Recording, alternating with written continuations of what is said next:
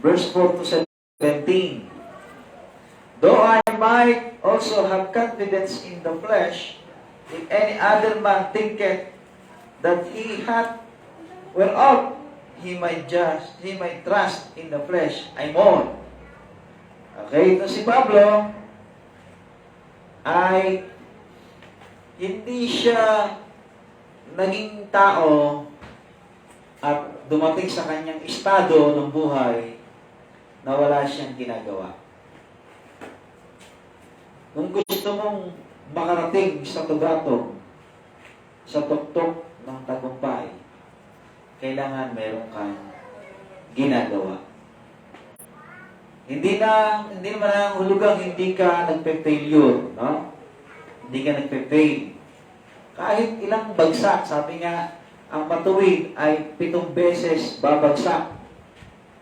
Pero siya'y 7 beses din babangon. So, kapag pag ikaw ay bumagsak, nag-fail, ay di bangon ka ulit. Nag-fail ka ulit, bangon ka ulit. Nag-fail ka ulit, bangon ka ulit. Diba? Hindi yung nag-fail ka minsan, ayaw mo nang bumangon. Nanatili ka na lang nakahiga, nakadapa, nakasubasog. Eh, walang mangyayari mga kapatid. Pero sabi ni Pablo, ay mo, kung pagbabasihan lang ang kakayanan sa laman, sabi ni Pablo, ako, marami akong kakayanan. Kung pagbabasihan lang ang kakayanan sa laman. Kayo, tayo, masasabi ba natin, physically speaking, marami akong pwedeng gawin. Sabi nga baka isang bulate na lang di pumipirma sa'yo ikaw ililibig na. Bakit? Masasakit mahina katawan. Diba?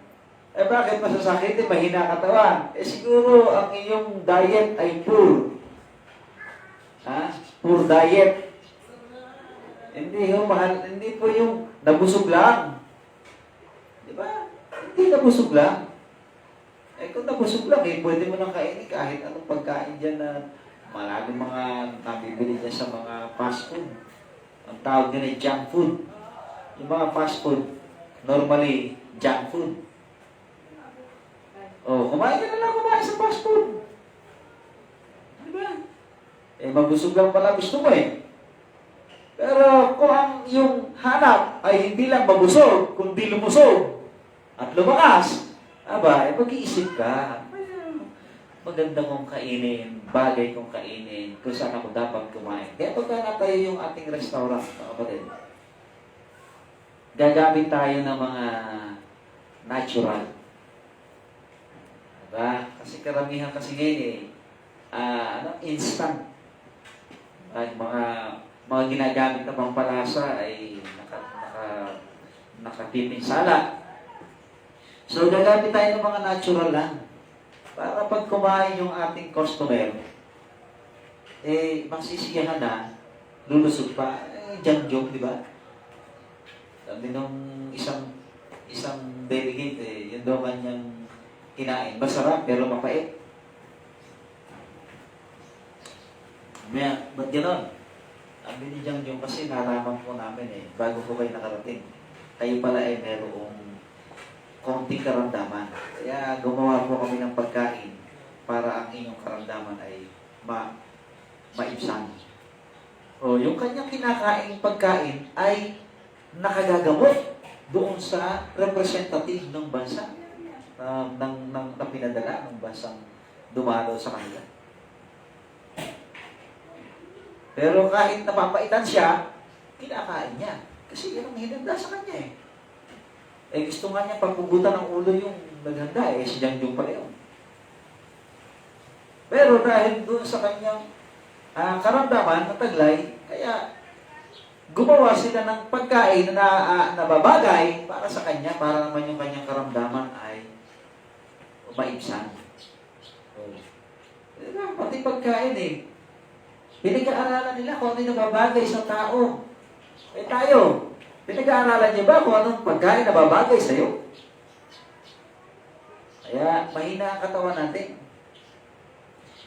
Kaya si Pablo, healthy tao to mga kapatid, health conscious man.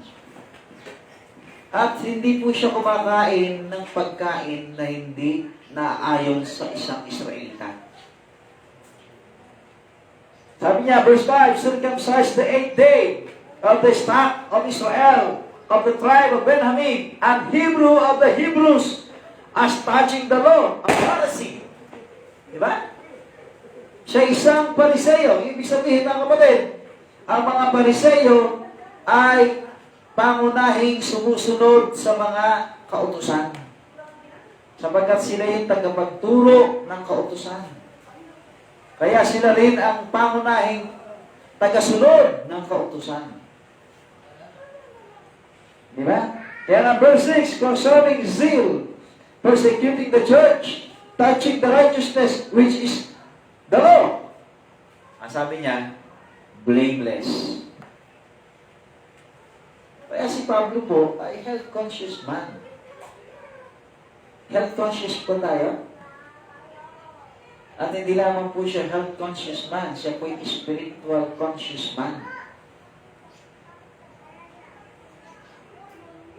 Sapagkat ang salita ng Diyos ay spirit. Kaya both spiritual and physical, si Pablo po ay healthy. At ang kanyang kaluluwa po ay healthy.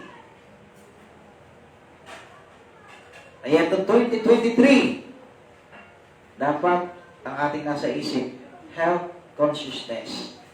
Health, spiritual health, social health, and physical health. Tatlo yan eh. Hindi lamang po tayo physical being, hindi lang tayo spiritual being. Tayo din ay moral being. Kaya yung tatlo na yan, dapat balance. Balanced diet.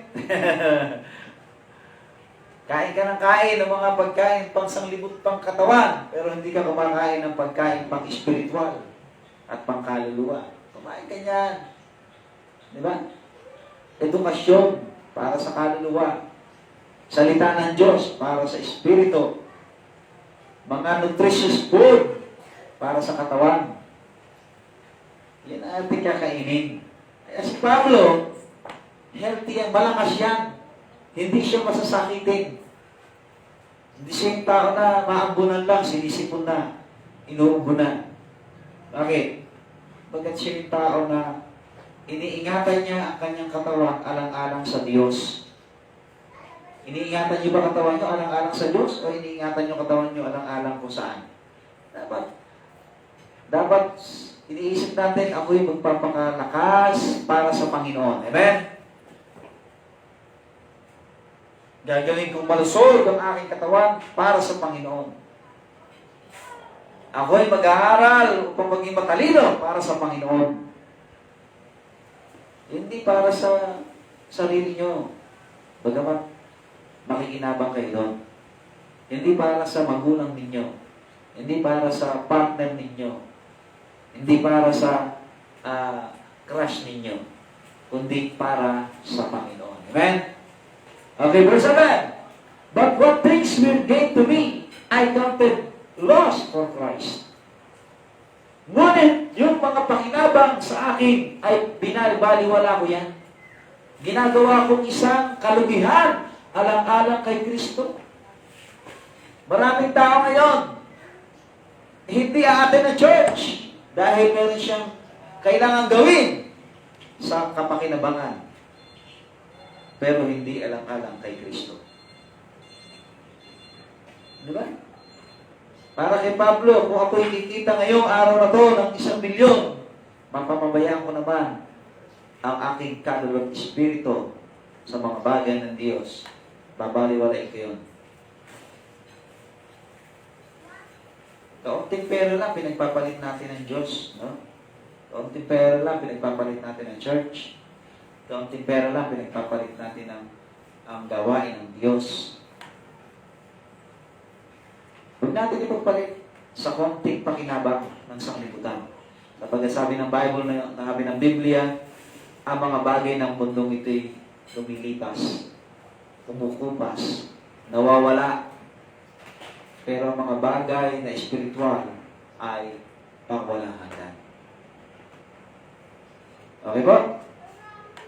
Yeah, doubtless. Verse 8. And I count all things but loss for the excellency of the knowledge of Christ Jesus my Lord, for whom I have suffered the loss of all things, and do count them but dung, that I may win Christ. Napakatindi, ha? Yan si Pablo. Kaya, sa kanya yung excellency of the knowledge of Christ Jesus.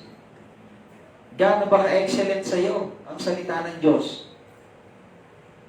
O mas excelente ang turo ng professor mo sa secular school? Kaya maraming Kristiyano ayaw ma-absent sa church, sa school. Pero laging absent sa church. Paano si pastor? Pag nagpipreach, nakakatulog ako. Oh, ayaw mo? Hindi ka na umiinom ng sleeping pills? Nakakatulog ka na?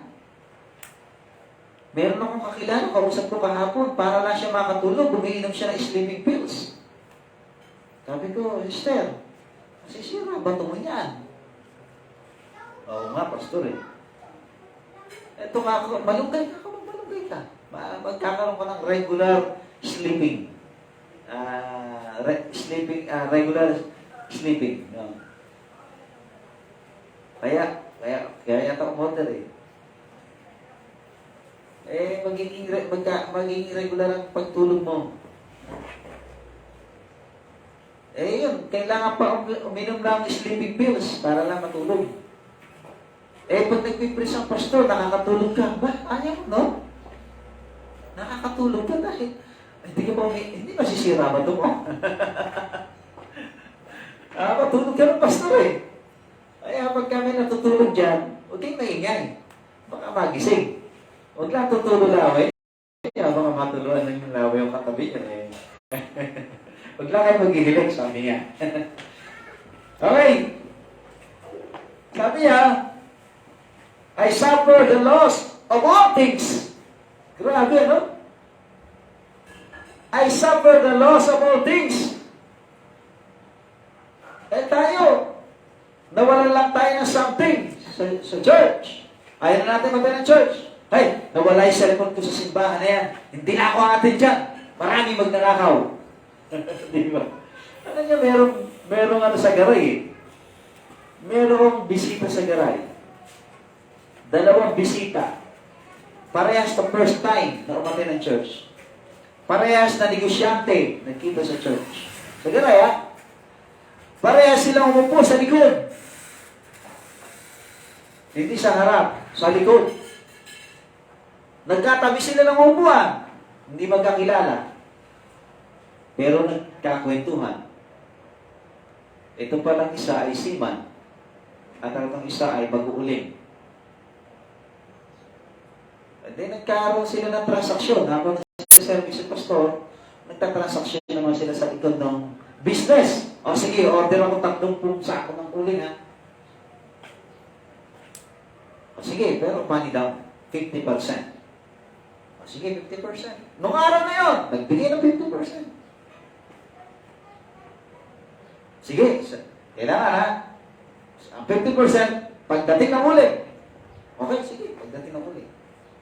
50%. Nung araw na yun ha, Sunday yun ha, transaksyon, bayaran, kabayaran. Hindi magkakilala ha, nagkita sa church. Parehas na first time na umatay ng church. Parehas na bisita, parehas na umatay, umupo sa likod. Kaya lahat ng bisita, paupo nyo sa harap o sa likod. Abay, kinalunisan, hindi dumating ang huling. Galit na galit ngayon si Sima. Nalira. Pala mga baptist na yan, mga sinungaling, mga manloloko. Pero nasabi yan, baptist agad, ang turing. Ang mga Baptist daw ay mga manloloko, mga swindler. Kinausap si Pastor Danny. Dahil daw niloko siya ng Baptist. Sino po bang Baptist ang tinutukoy ninyo? Yung kausap ko ng linggo. Sino po ba yung kausap nyo ng linggo? Si ganito. Ganun po ba? Hindi naman po namin member yun bakit natin ito? Umatin lang po dito yun. Hindi nga namin inimbita yun Pumasok lang po dito yun Diba? Pumasok lang. Kasi nakita rin niya, maraming tao Kung pumasok siya, at nakita niya, nagsiservice, at tinatong po siya. Hindi inimbita yung tao na yun. Galit na galit kay Pastor Danny. Huwag niloko daw siya ng mga Baptist. Hindi po Baptist yung Katoliko yun. Tanungin ko po yung religion. Pumasok lang po dito yun. Umupo doon sa likod. Doon ka rin pa rin nakaupo.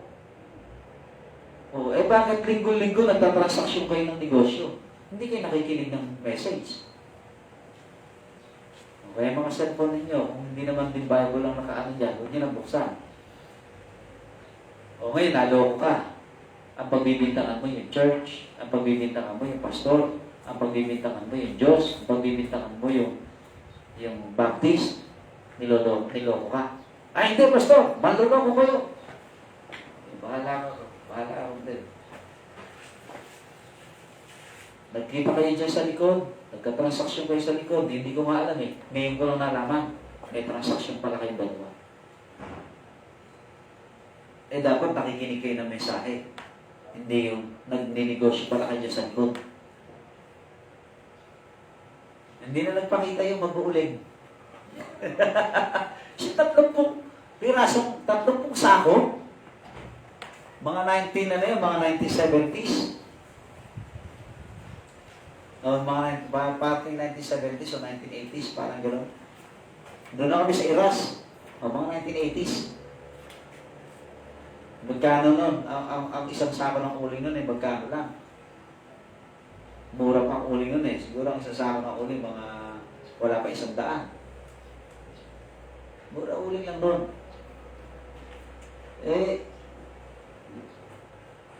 Ngayon, tayong Kristyano,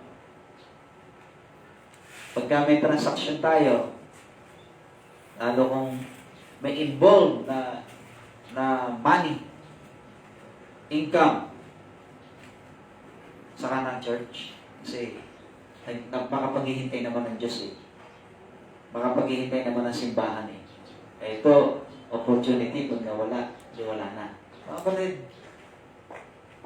opportunity. Pero alam nyo, alam ng Diyos kung magkano ang sinakripisyo mo. At ang Diyos, gagantihan ka ng higit doon sa nawala sa iyo. Amen? Nawalan ka na 100,000. Sabi ng Diyos, kung anak ko na to, sinakripisyo 100,000. Pero umatay ng church, nakinig ng mensahe. Sumamba sa akin. Diba? Sabi ng Diyos, God is not unrighteous to forget your labor of love. Kaya yung 100,000 na wala sa iyo, maaari sabihin ng Diyos, anak, idodobol ko yung 100,000 mo. Susunod. Ano yung times 2 na 100? Di ba?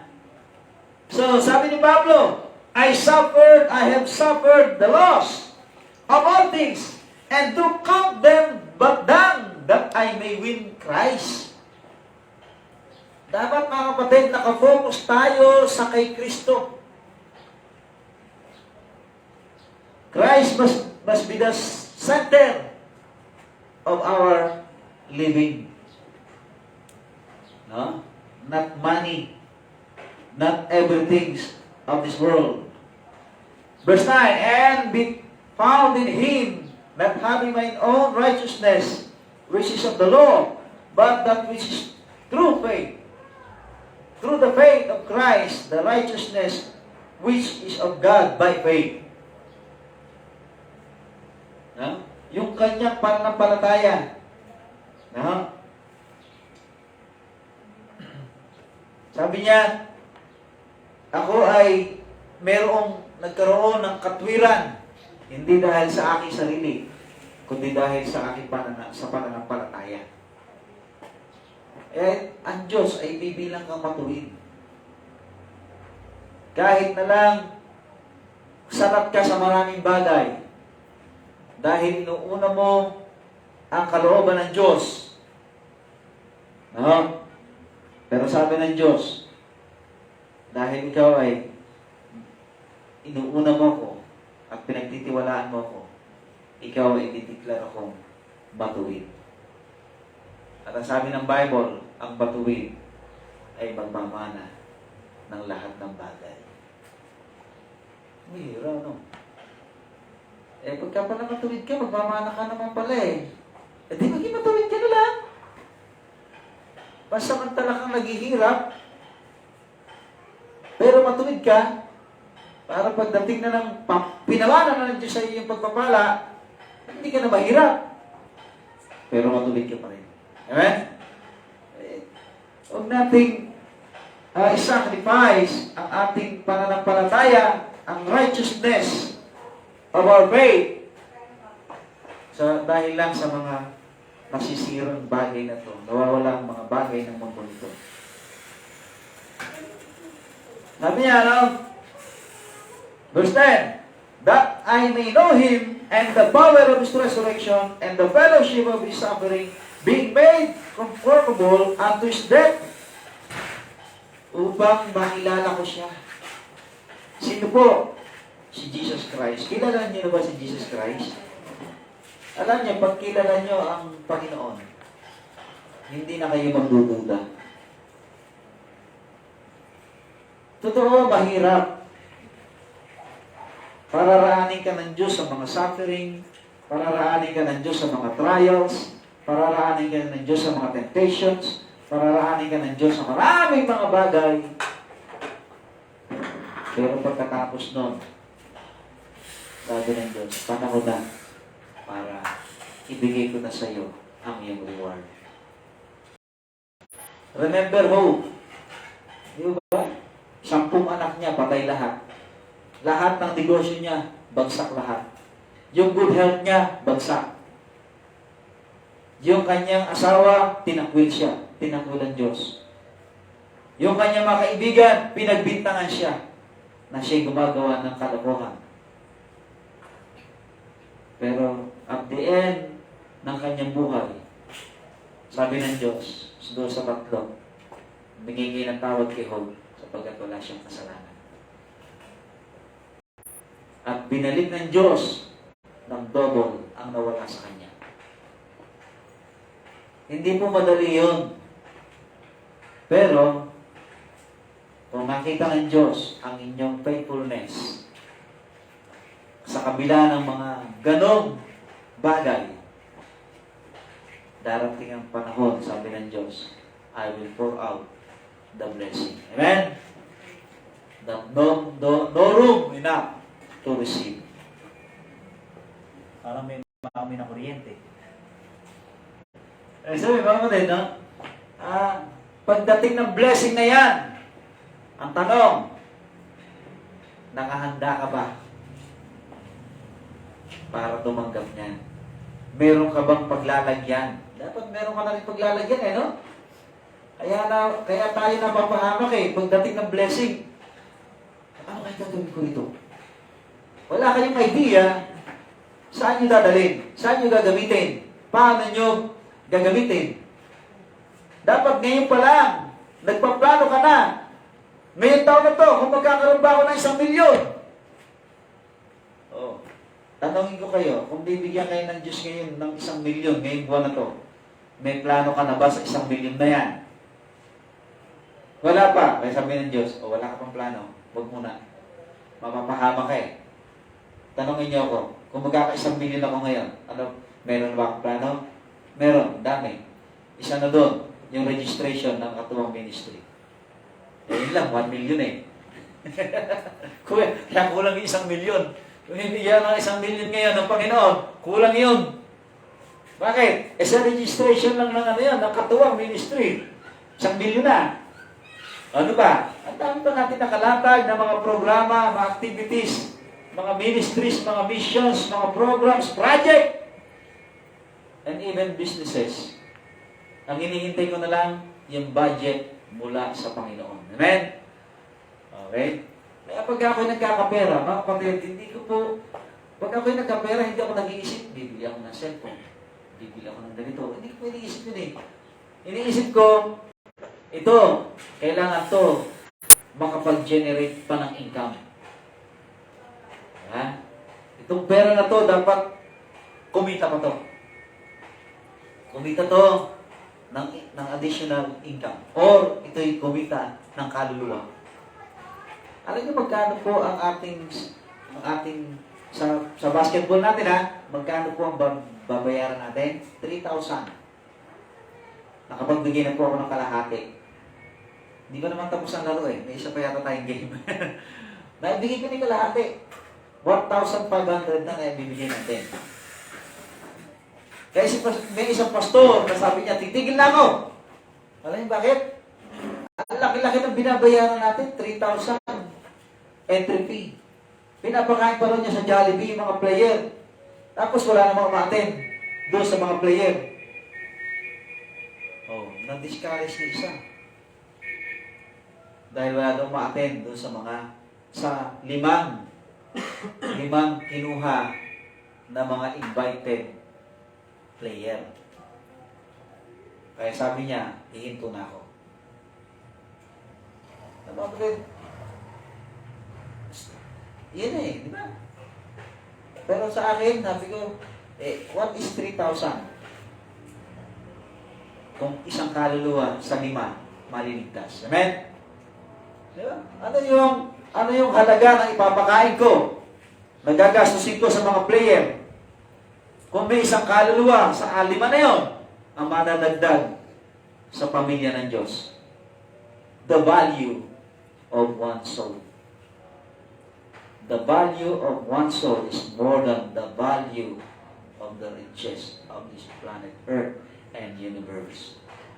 The value of one soul is like the value of the life of the Lord Jesus Christ. Kaya yung 3,000, bali mo na sa akin yan. Pastor, meron lang din naman akong igabayad. Magagastusin ko yan. Yung pagkain, hanggang maaari nga, gusto ko, kada player na, kada laro natin, bumabaha ng pagkain ng mga player eh. Bakit po? Para maramdaman ng mga player natin, napakaswerte. Napakaswerte naman namin.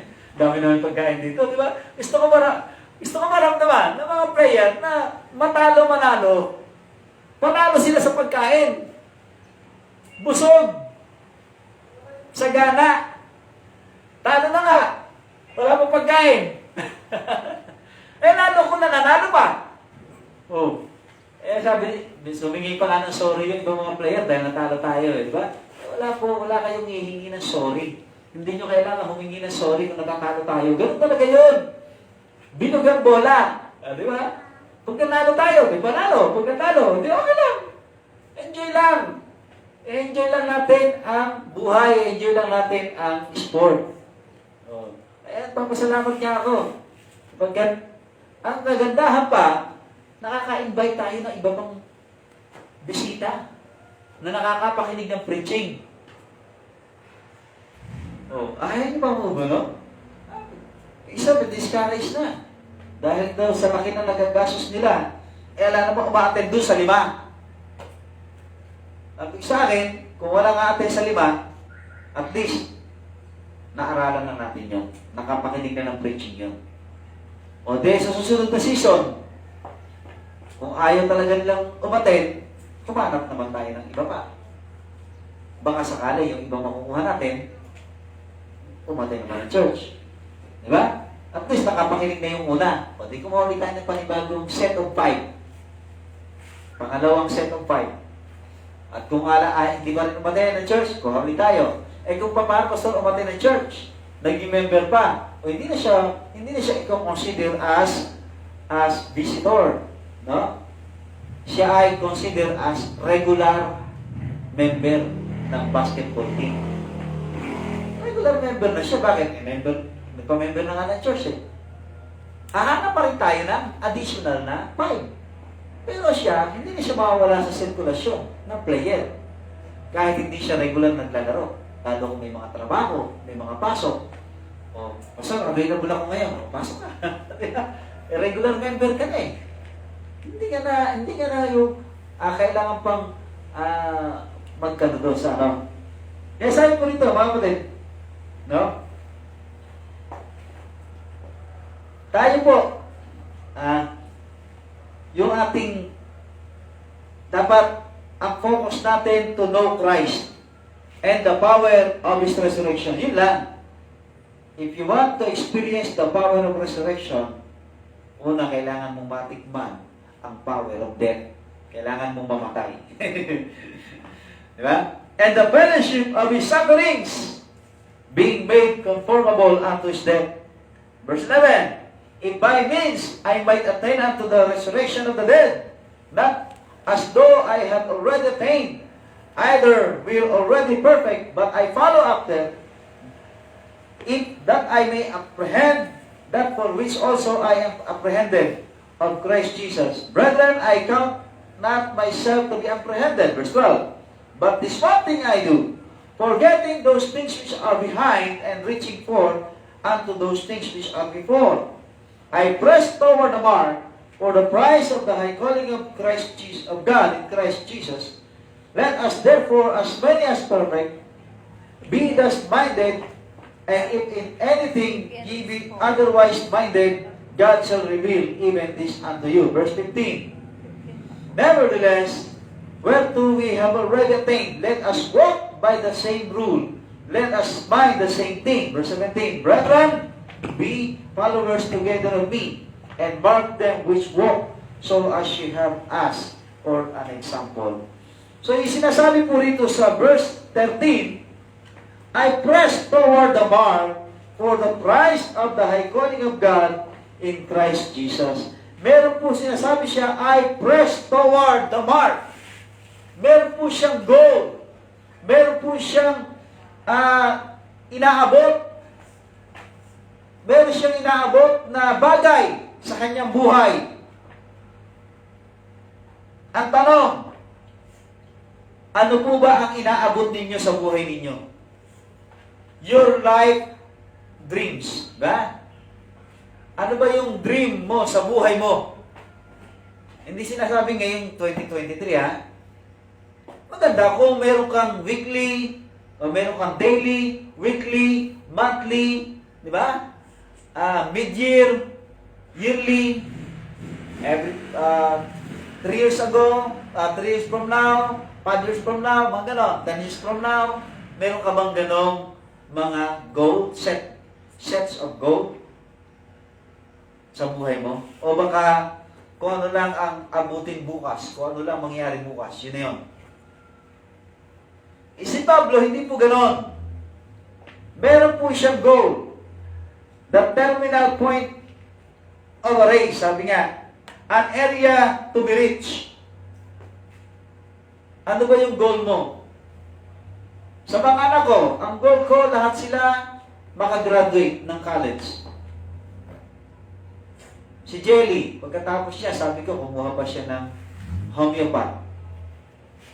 Diba? At kung, sabi ng ipag ko, medical doctor. Sabi ko, okay lang. Basta ba, pag-aaralin niya ng medical doctor si Jelly. Ay, kung kalooban ng Diyos, di ba? Oh. Eh, kung kukuha pa si Jezero ng culinary, at least, dalawa na sila ni Sister Joy. Oh. Palalakayin natin ang ating, ang ating circle ng ating catering. Diba? At least, may katulong ng Sister Joy sa pagluluto. Oh. Eh, kung lahat ng ating mga estudyante ng HM, gusto lahat mag-culinary, pag-aralin natin. Tulungan natin makagraduate, makatapos. Para lalong lumawak. Isa niyo mga kapatid, dapat meron tayong goal to be aimed. Yan. Goal na kung saan, yun yung ating tatargetin. Di ba ba? Oh. Sabi nga, yung goal, the end toward which effort is directed. Yan, ang tawag doon dyan ay aim. Aim your goal. Ang sabi pa rin ng goal ay aim, ambition, aspiration. Yan, dream. Yan. Intent. Ano yung intent ng iyong puso? Yan. Objective, plan. Purpose. Ano yung goal mo? Okay? Paliitin mo. Anong goal mo ngayong linggo? Anong gusto mong paabot? Meron na ba? Wala pa. So, mag-set ka ng goal mo ngayong linggo. Okay? Itong month ng January, anong goal mo? So, iset mo yan. So, sa February, anong goal mo ng February?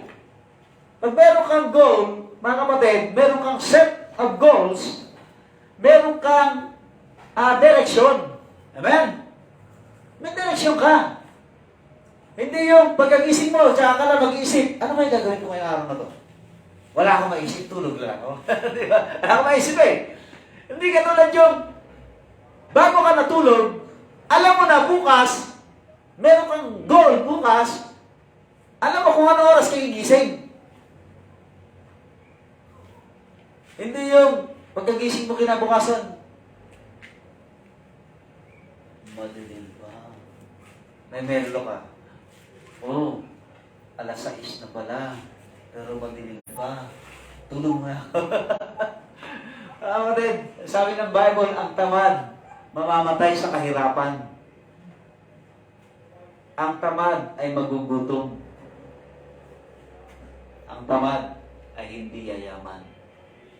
Ngunit ang masipag, mga kapatid, ay yayaman. Alas 6 na. Nakahilata ka pa. Di ba? Pero kung talaga naman wala ka namang gagawin, pwede ka magpahinga. Wala ka naman talagang gagawin eh. Pero kung meron kang goal sa buhay mo, na itong week na to, ito ang aking dapat paabot. Mga kapatid, kahit puyat ka, sisikapin mong bumangon ng maaga. Isikapin mong gumising ng maaga. Isikapin mong simulan ang trabaho. Step by step, little by little.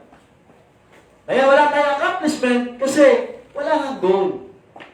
Wala kang tinatarget na goal sa buhay mo. Isalitang I press, ang ibig sabihin po nun, ako ay nagpapatuloy. Di ba? Nag-exert ng effort to reach the goal. Ngayon, kung gusto mong yumaman, ilang taon mula ngayon? Di ba? Dapat, tulad yan, sa family, ano yung goal mo sa family mo? Ano niya sabi sa Panginoon? Pag-aaralin, hintayin ko muna makagraduate lahat ng anak ko. Sabi, meron akong goal na meron akong gagawin sa Panginoon, pero sabi ko, pag-graduating ko muna lahat ng anak ko. Pagka-graduate nila, malayang-malaya na ako. Kaya yung mga magiging apo ko, hindi ko muna iniisip yun. Bakit? Meron silang nanay at tatay eh. At meron silang nanay na dapat nakatutok sa anak nila. Ang mga anak ngayon, mag-aanak, kasi iwanan sa lola, sa lolo, yung anak. Hindi po ganun ang design ng Diyos sa family. Ang design ng Diyos sa family, kung sino yung nanay, siya ang makakasiwa ng tahanan. Hindi yung lola, lolo, ang mag-aalaga ng mga apo. Tutulong lang. Pero yung papabaya mo sa lolo, lola, ang iyong mga anak, hindi po yun ang design ng family. Ang design ng family, ang lalaki ang siyang hahanap ng kanyang makakain ng family, breadwinner.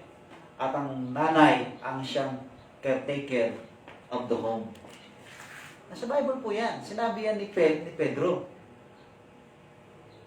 Na mga kababaihan, sila yung housekeeper. Kaya, kung magkakaroon ng mga anak, ang mga anak ko, kung magkakaroon ako ng apo, sabihin sa akin alagaan namin. Sabi ko lang sa kanyang asawang babae, kung ikay nagtatrabaho, mag-resign ka. Hindi mo kailangan magtrabaho sa labas. Kailangan magtrabaho ka dyan sa bahay mo. Tayo ka ng negosyo, dyan sa bahay mo. Naalagaan mo ang anak mo. At hayaan mo yung mister mo ang lumabas at maghanap buhay. Meron akong kapatid. Siyang nasa labas. Nag-resign yung asawa ng tricycle driver. Wala namang prangkisa.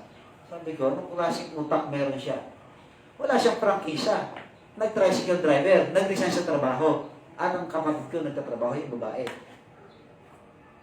Sabi ko, mali ang ginawa mo. Mali ang ginawa ng mister mo. Baliktad. Dapat, siya yung naghahanap buhay sa labas. Siya yung hindi nag-resign. Ikaw dapat ang pinag-resign niya. Hindi, para nakakatulong din. Bakit? Pagka ba nasa bahay ka, hindi ka nakakatulong. Kaya sinabihan ko yung kapatid ko. Sabi ko, bali ang ginawa ng asawa mo. Dapat ikaw ang pinag-resign niya. Yung sabi ko sa kanya. Di ba?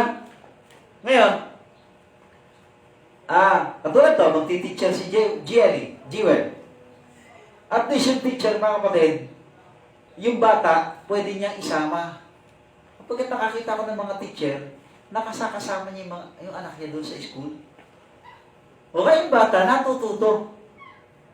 Habang ang nanay niya, natututo yung bata. Nagiging matalino. Smart. No? At least, merong kasama niya. Hindi niya iniiwan sa kanyang lolo, sa kanyang nanay, tatay. Kasama niya anak niya. At tapos nung elementary na, nag-aaral na, doon din sa eskwela ang tinuturuan niya, nandun din yung anak niya. O, di kasama niya, anak niya doon sa eskwela ang kanyang pinagtuturuan. Diba? Kaya, naalagaan din. Ngayon, ito po ang sinasabi ni Pablo. Sabi niya, that I may know Him. So, ang goal ni Pablo ay makilala niya si Kristo. So, bilang isang Kristiyano, dapat ang ating number one goal in life is to know Christ. Ang ating goal, malaman ng ganito, ganoon, ganire, ganyan. Pagkatapos Kaya marami pong failure sa mundong ito. At maraming nagtagumpay nga, pero sila ay mga, ang tawag doon, wala silang peace of heart, peace of mind, wala silang joy na naabot nila yung kanilang goal. Sapagkat ang kanilang goal ay malayo sa gusto ng Diyos. Ang gusto ho ng Panginoon ay makilala natin siya. Sapagkat pag nakilala natin ang Diyos, matututunan natin siyang pagtiwalaan sa lahat ng bagay. Mga kapatid, ako po bilang pastor nyo, naranasan ko maraming hirap. Naging sabihin, hindi ko naranasan hindi kumain ng isang linggo.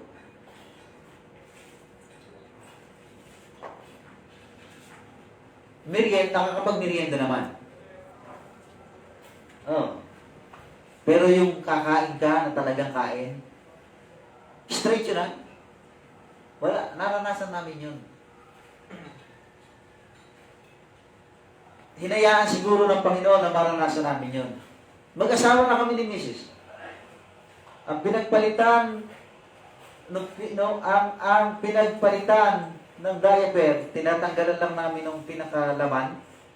Nilalagay namin ay yung tela, si Jelly. Yan. pinagpalitan ni Jessuran at saka ni Jewel, tatanggalin namin yung laman, balalabahan ko yung pinaka-plastic. Yun ang gamit ni Jenny na diaper. Ang mga anak ko, kakain yan, tanghalian, yung atag doon, Marie. Marie. Bibigyan ng tigi-tigi isang Marie. At yung natira, maghahati-hatian pa nila yun. Yung natira. Tanghalian yun. Minsan yun din ang hapunan. Ganun din.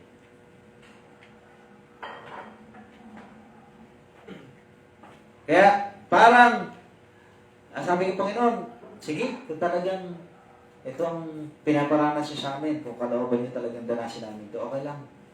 Kung mamamatay kami sa gutom, okay lang.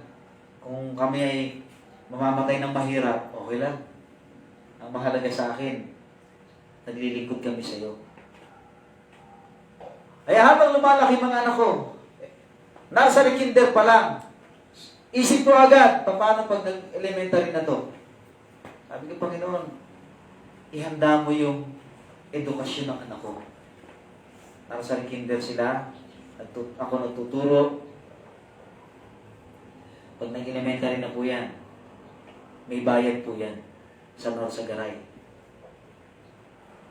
No? At nung elementary na sila, sabi ni Panginoon, mag-high school po ang anak ko. Elementary pa lang, ha?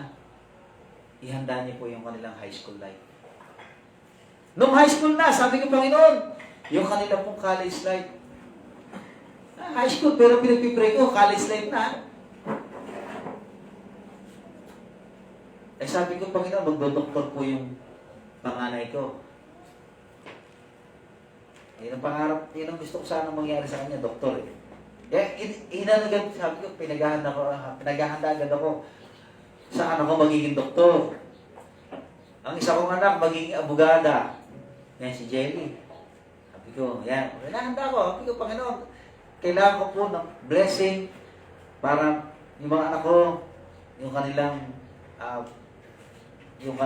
edukasyon, mga medyo mabigat. Ayaw ni Jelly ng abogasya. Si Jewel, teacher. May mga may bayad dyan sa college. Yung mga panahon may bayad yun. Per unit, ha? Na magka-college na sila, pumasok si Duterte. At libre. Kita niyo? Sino naghanda noon? Ako? Hindi. Inihanda ng Panginoon yun. Pero si Jelly, pagkat wala namang public na sa kurso niya, may bayad, sabi ko, Panginoon, kung kalooban ninyo mag-aaral ang anak ko sa private, makapasa siya sa kanya entrance exam. May nakapasa? Di ba? Nakapasa ka ba talaga, anak? Nakapasa. Bakit? Hindi naman siya mamapasok ito, hindi nakapasa, di ba? Nakapasa! Sabi ko, Panginoon, nakapasa. 8,000 daw po ang per sem. Sabi niya, 8,000 eh. Panginoon, bahala ka na. But then, second year na po siya ngayon. Second sem na po siya. Nangihingi na ho sa akin ng pang-enroll. Pero wala po kami utang sa eskwelahan niya. Meron ba na? Wala. Isa yung mga kapatid, sabi ko, Panginoon, eto buhay ko, ito ang aking church na ginagalawan. Kaya hindi na po ako nag-iisip, nananalangin na lang ako. Dahil pag nag-iisip ako, sumasakit lang ulo ko. Paano ko makakainin ng mga anak ko, paano ko sila bibigyan ng baon, paano ko sila bibigyan ng buti isa lang, binibigyan ng tuition fee. Bakit papamasahin niya? Bakit? Ngayon, may blessing siya. Bakit? Titira siya sa tita niya. Malapit pa siya sa Star Mall. Napaka-advantageous, ano? Bakit? Star Mall, bago siya umuwi ng bahay ng tita niya, Star Mall muna siya. Yun ang daan eh. Kaya napakapalag itong batang to, no? Pero mga kapatid, sabi ko, Panginoon, Gusto ko tang makilala. I want to know you more. Amen? Makilala natin siya as the Almighty God and Lord of all. Pag sinabing Almighty God, mga kapatid, walang bagay na hindi niya kayang gawin. Kaya kung iniisip natin na mahirap ang isang bagay na to, hindi mahirap sa Diyos yan. Amen? Sapagkat sa Diyos ay walang imposible.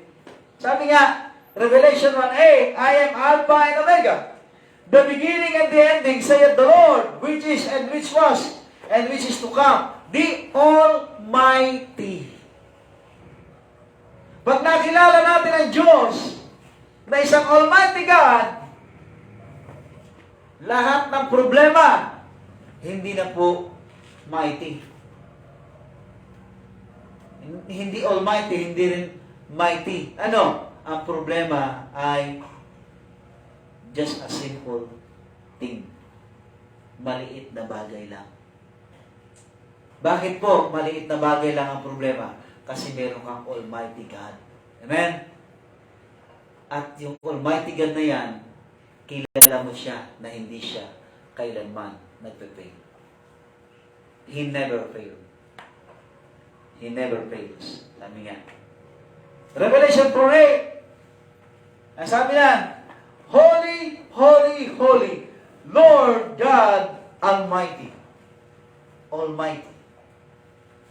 Kaya makilala natin si Kristo bilang isang Almighty God, mga kapatid.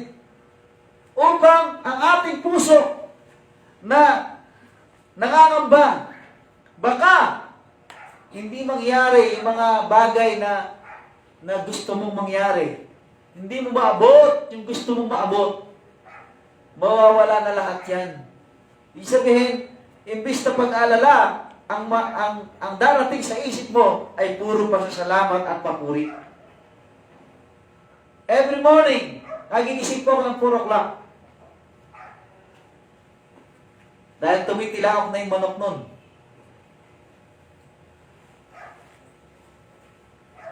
Habang ako'y nakahiga pa, nagpe-pray na ako. Sabi ko, Panginoon, salamat po. Maraming salamat po. Salamat po. Buhay pa ako. Buhay pa kami. Nakikita ko pa yung misis ko eh. Hindi na dito ako. Lupa, nakikita ko pa yung mga anak ko.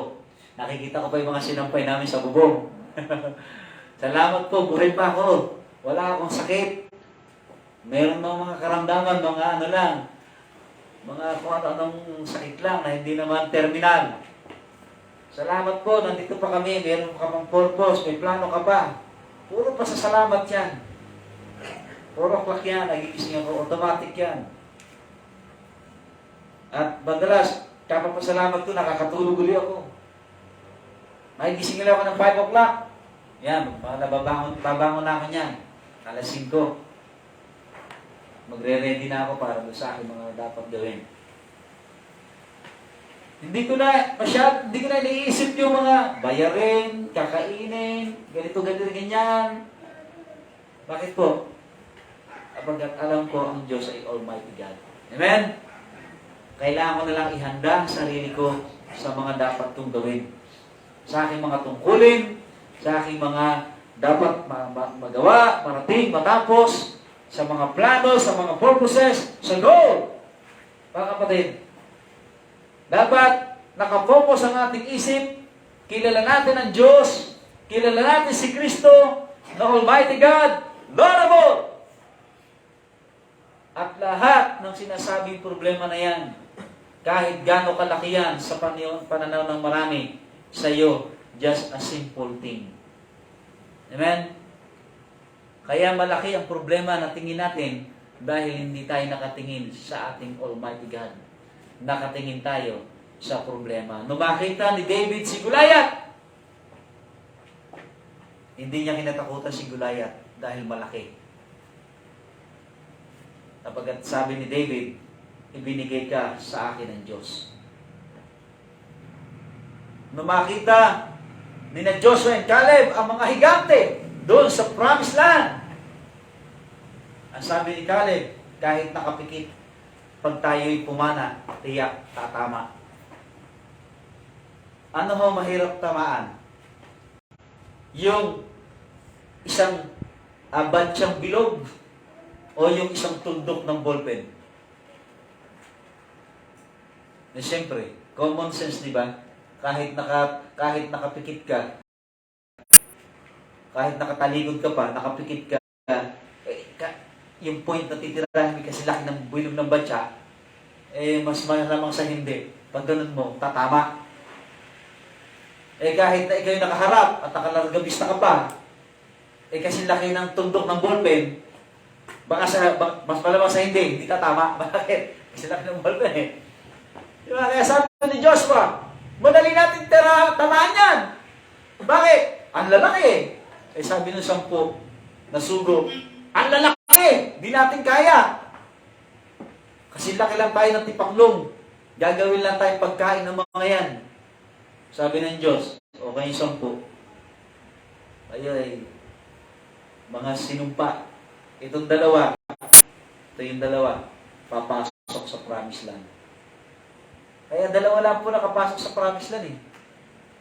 Nagaling sa Egypt na 20 years old and above, Joshua and Caleb. Pero yung 10 na pumasok, yung isa pang 10, namatay agad yun. Pinahinayaan na agad ng Diyos na mamatay. Bakit? Sapagkat wala silang pagtitiwala sa Diyos. Sabi ng Bible, ang Diyos ay makapangyarihan sa lahat. Almighty God. Kaya, kung ano man ang inyong kinakaharap ngayon, mga kapatid, pagtiwalaan niyo lang ang Diyos.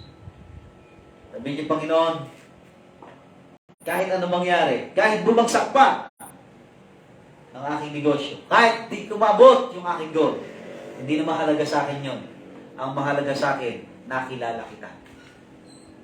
Kilala kita at kaya kitang pagtiwalaan kahit sa pinakamalaking bagay o sa pinakamaliit na bagay. Kaya mga kapatid, ang goal ni Pablo, to know Christ. And what is your goal? Katulad din ba ni Pablo? To know God, the Almighty, Lord of all. Tayo manalangin. Panginoon Diyos, salamat po. Katulad ni Pablo, lahat ng bagay ay inaring niyang basura. Lahat ng pakinabang ay inaring niyang dumi. Ang mahalaga kay Pablo, yung makilala kanya. To know Christ and the power of His resurrection. Panginoon, magbibigay po ako ng paanyaya. Bago tayo magwakas, mga kapatid. Kaya tayo mga Krisyano na tayo napaka-problematic natin kasi hindi natin talaga kilala ang Diyos natin. Kaya, maliit na bagay lang, problemado ka na. Maliit na bagay lang, hindi mo na malaman anong gagawin mo. Pero kung kilala mo si Kristo, kahit pinakamalaking bagay yan, magiging kampante ka pa. Makakangiti ka pa. Makakatawa ka pa. Makakapagpuri ka pa sa Diyos. Dahil alam mo, na yung malaking bagay na yan sa marami, sa Diyos mo, just a simple thing. Hindi pala malaki. Maliit lang pala yan sa Diyos mo. Sa iyo, malaki. Oo. Pero sa Diyos mo, almost nothing. Sapagkat ang Diyos na pinaglilingkuran mo is an Almighty God. Tayo tumayo, tayo mananalangin mga kapatid. Hindi ko alam kung anong problema mo ngayon. Alam taong walang problema. Huwag mo sabihin, Pastor, wala man akong problema eh. Sabi nga ng isang tao, pag wala ka ng problema, ibig sabihin, patay ka na. Patay lang o walang problema. Pero sabi nga na, meron pa rin, bakit? Yung mga unbeliever nasa impyerno, malaking problema yun. Di ba? Ibig sabihin, kung Kristyano ka, hindi pwedeng wala kang problema. Lahat ng tao, unbeliever, Kristyano, may problema yan. Ang kagandahan lang ng Kristyano may problema, meron siyang Almighty God. Yung unbeliever na may problema, wala siyang Almighty God. So dahil may Almighty God ka, dapat kampante ka lang sa buhay. Dapat yung problema na yan ay binibigay mo sa Diyos. Sabi mo, Panginoon, eto po ang problema ko. Bahala na po kayo. Ang mahalaga sa akin, makilala kita at mapaglingkuran kita. Kapatid, kung ganyan ang ating attitude, ganyan ang ating pananaw, ganyan tayo nagtitiwala sa Diyos, sabi nga ng Bible, walang imposible sa nagtitiwala. There is no impossible to them that believe it. Kaya pagtiwalaan mo lang ang Diyos, gaano ba kalaki ang problema mo na yan, gaano ba kalaki ang bayarin mo na yan, gaano ba kalaki ang goal mo na yan, kataas, kalawak, huwag ka namang problema. All you have to do is to serve God, to love God, to please God, and God will give you all things you needed. And even the desires of your heart. Kaya, mga kapatid, regular akong nag-aalaga pa tayo ng mga hayop ngayon. Kung bumili ako ng pagkain yan, weekly, inaabot ng 500. Saan ako kumukuha ng 500? Weekly. Para ipapakain lang doon sa mga alaga. Di ba? Nagdagdag pa nga ako ng problema eh. Yun nga mga alagang manok. Bibi. Ang lalakas kumain. Pero, may purpose yun. Bakit ako nag-aalaga? For the glory of God. Yun ay gagamitin natin para sa mga estudyante natin. So, tayo manalangin. Tayong lahat ay lumapit. Let's trust the Lord na walang bagay na imposible sa Kanya. Pagtiwalaan mo lang siya. Dapat maging goal mo, katulad ni Pablo, that I may know you. Kilalanin mo siya. At pag kinilala mo ang Diyos, hindi ka magiging malungkot. Kahit ikaw na ang may pinakamalaking problema sa daigdig, hindi ka magiging talunan. Ikaw ay magiging victorious. Sabi ng Bible, in everything there is a season. In everything there is a time. Hayaan mo lang lumipas yung panahon na yan. Paglipas ng panahon na yan, makikita mo yung pagpapala ng Diyos.